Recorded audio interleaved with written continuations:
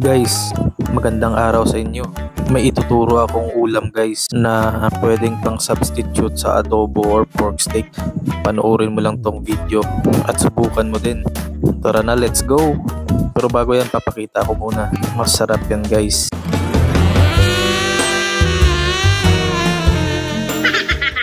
Dito guys, maghiwalan tayo ng bawang guys. Depende kung gaano kadami gusto nyo. Hiwain natin lang to guys ng pahaba. Tapos pag okay na, dikdikin natin yung karne ng baboy guys para hindi siya kumunat pag naluto na. Kasi hinawaan ko lang yung taba niyan para mabilis lumabas yung mantika.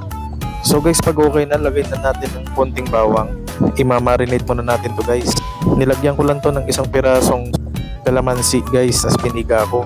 Tapos konting paminta na rin guys. At pag okay na, nilagyan ko na ng toyo guys, konti lang para hindi siya umalat. Pag okay na guys, lagyan natin ng konting asin. So haluin lang natin to guys. At pag okay na, isisir natin guys yung ating mga pork chop. Pwede ding ihaw to. Sa akin guys ay sinir ko lang sa kawali. Walang mantika dapat guys at saka walang tubig. So okay na guys. Ganitong itsura ng karne guys yung hinahanap natin dyan. So isir lang natin lahat ng ating pork chop. Pag okay na, mag-isa tayo ng bawang guys. Igisa natin to hanggang sa medyo brown siya. Pag okay na, ilagay na natin yung ating mga pork chop. Tapos ilagay natin yung pinagmarinitan ng pork chop natin guys. Dagdag lasa yan.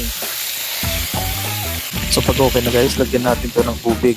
Papalambutin natin guys yung karne at saka yung balat para hindi naman makunat pag kinain natin. So nilagyan ko lang to guys ng saktong betchin lang.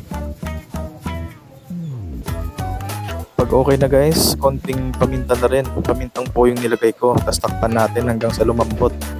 Dito guys ay okay na, malambot na. Nilagay na natin yung ating mushrooms. Sliced mushroom na yung nilagay ko dito guys para hindi na tayo maghiwa.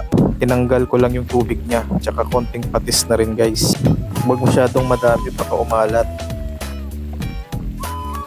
Ito yung secret recipe dyan guys. Coffee mate yung ginamit ko or coffee creamer.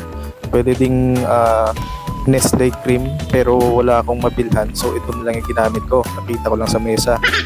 Gagawa na lang natin ng paraan guys yung mga ulam natin para sumarap. So guys, pag okay na, ilagay na natin yung ating slurry or cornstarch or harina. Bahala ka na. Huwag masyadong madami guys, baka masyadong pumapal yung ating sauce. Yung saktong sarsa lang. So dito guys, okay na to. Dito guys, titikman natin. Mainit, tsaka hipan muna natin guys. Kumuha ko ng siyang mushroom. Mag-taste test na tayo. So okay to guys, try nyo tong luto na to, hindi kayo mapapahiya. Masarap to, promise.